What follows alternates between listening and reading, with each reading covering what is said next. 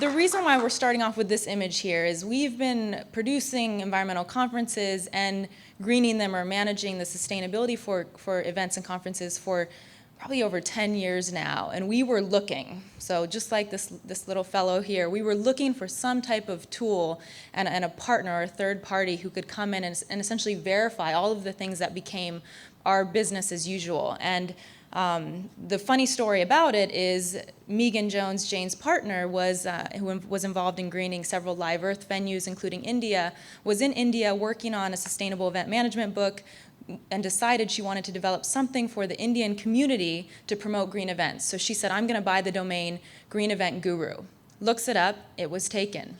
She said, who would buy a domain name Green Event Guru? And she found us because, of course, we had already thought of that name and we loved it, and so we had purchased that domain as well. And she reached out to us and said, hey, what do you do? Because this is what I'm doing in India. And it was essentially like we found each other. We both were in the same industry for many years, focusing on trying to get to the best standard as possible in terms of sustainable event production.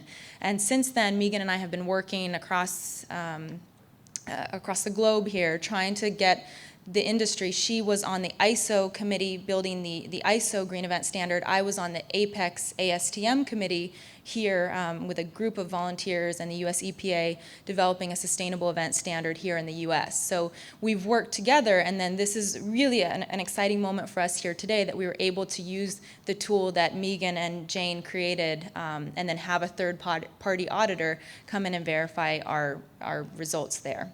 So what we thought we'd do is also tell you a little bit about what we've done here at the Women in Green Forum to be in compliance with these top industry standards. So in terms of the events industry, there are actually two main standards that are being rolled out. So you'll see the first one there, APEX ASTM, Environmentally Sustainable Meeting Standards. Those were rolled out and developed similar to the LEED Green Building Standard. So ASTM is a standardization organization very similar to ISO or ISO, and it involves building out industry committees of volunteers for several years, meeting about these standards, developing these standards, and then taking the standards out for public comment. And so that was a 2.5 going on 3-year process to get the 9 sectors voted on publicly and approved through ASTM, similar to the LEED green building process.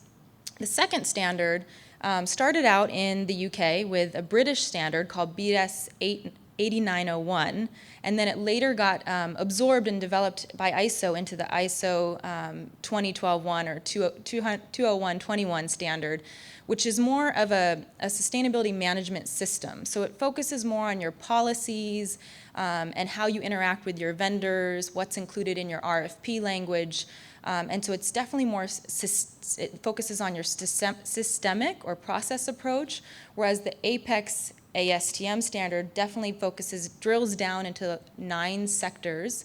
And we have them listed here: audiovisual production, exhibits, accommodations, food and beverage, communications, meeting venue, destination selection, on-site office, and transportation. So it's a little bit more detailed and granular, but both are very important, and I think they play nicely together.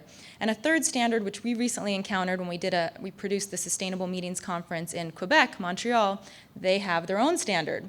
So we were in a new country, a new province there, not a new province, a province there, and Quebec has a BNQ, which is similar to an APEX or ASTM standardization board, and they developed their Responsible Event Management Standard, which requires third-party audit and third-party certification. So for that event up in April, we reached a 91% waste diversion rate, and we were audited and certified at the highest level ever achieved for a multi-day international conference. So it was an achievement, but it was also really exciting and thrilling that, again, we found another group of people in another country that had similar approach to green events. So I just wanted to give you a quick 10 steps of if you wanted to implement to be in compliance with some of these standards for an upcoming event that you might be working on, 10 focus areas that you could start with. So first is start with the site. So similar to green building or your projects, look at where you want to host your event. So we picked the Sheraton Delfina. This is the second year that we've had the event here for a number of reasons. They worked really well with us last year on developing the menus, implementing compost, recycling, back of house. And last year we implemented it because it didn't exist. They weren't composting back of house.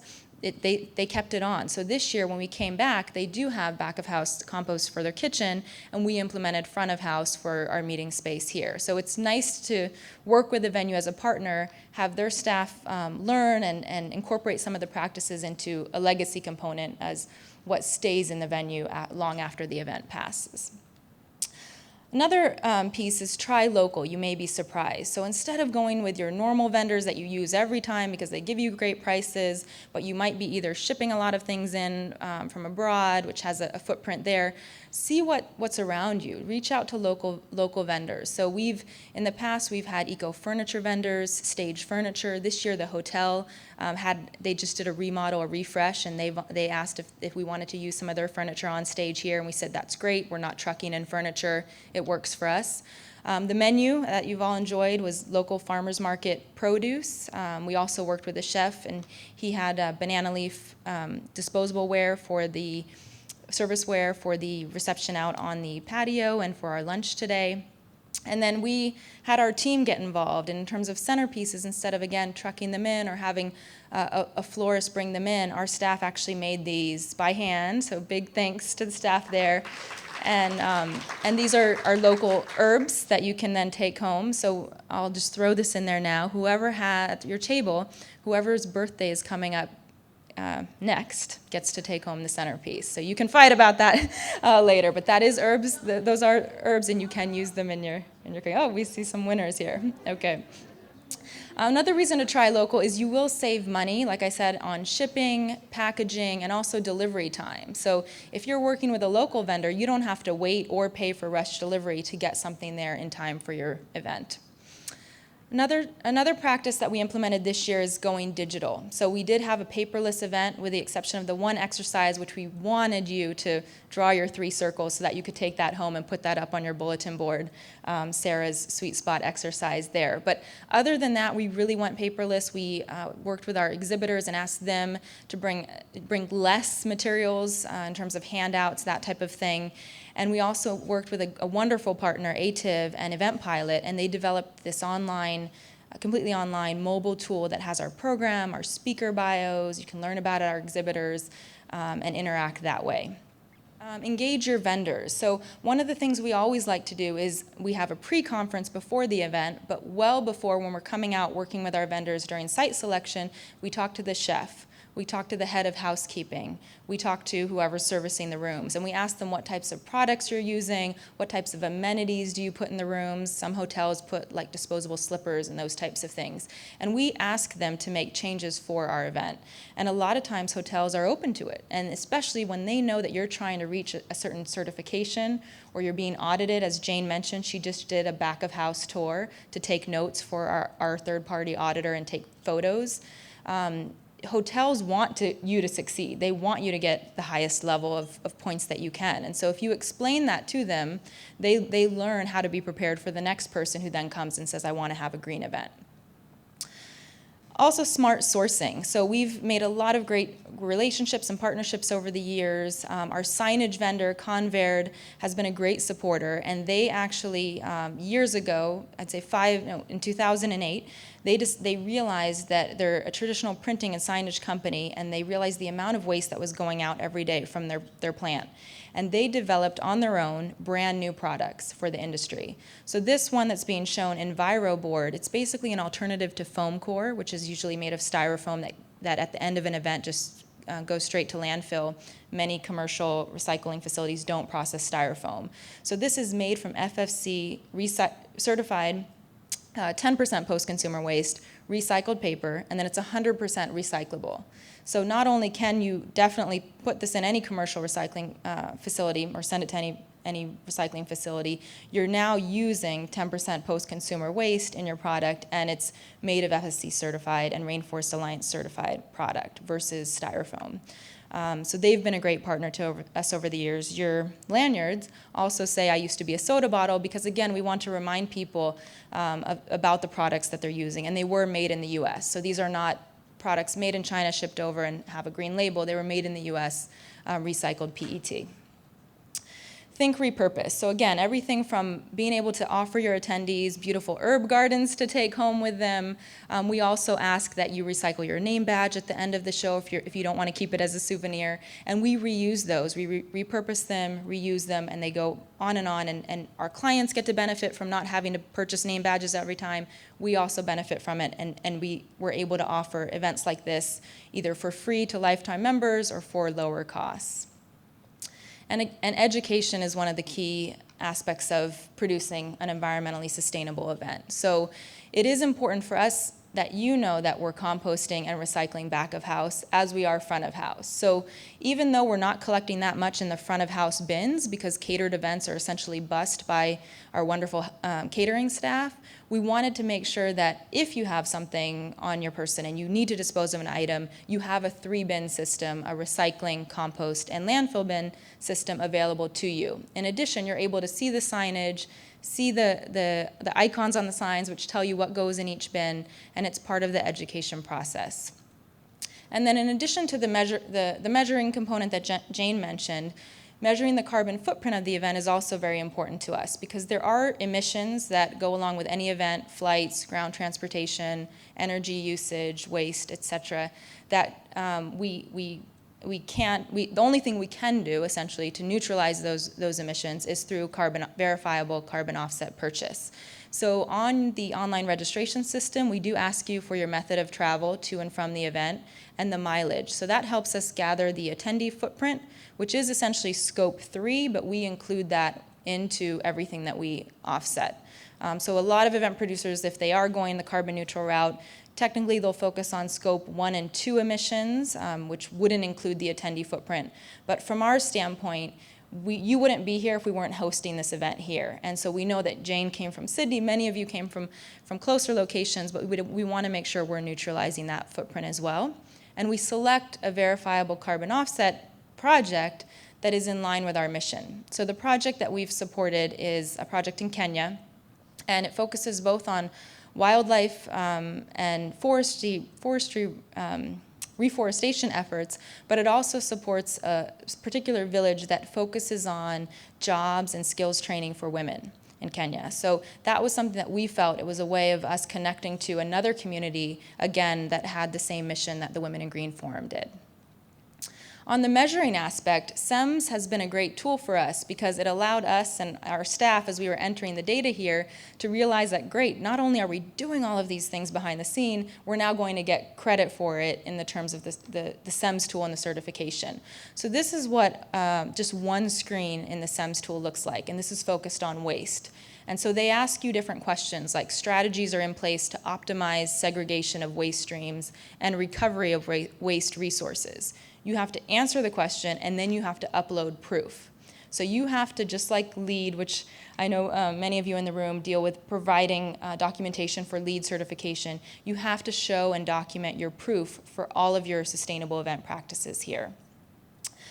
And then my last point is just to keep it fun. So again, one of the best ways to make something stick for people is to make it fun, make it exciting. So at an event that we hosted in Portland, they were all about having innovative new technologies, and they had a bike here that powered the coffee maker during the coffee break, and so people could jump on and get on the bike and help power the next person's cup of coffee.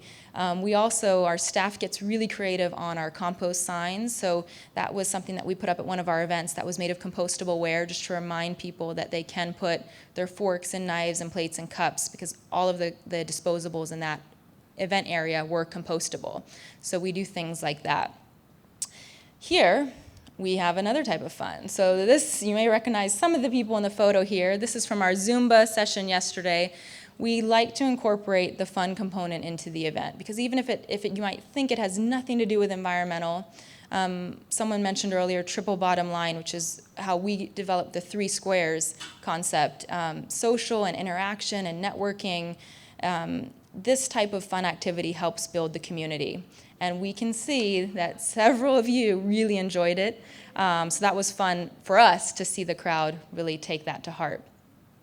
And I wanted to just close with a final video that just, to me, this is a great way of allowing you to look at what you do every day and say, how can we do something different or create a behavior change that makes it fun? So let's check out the video.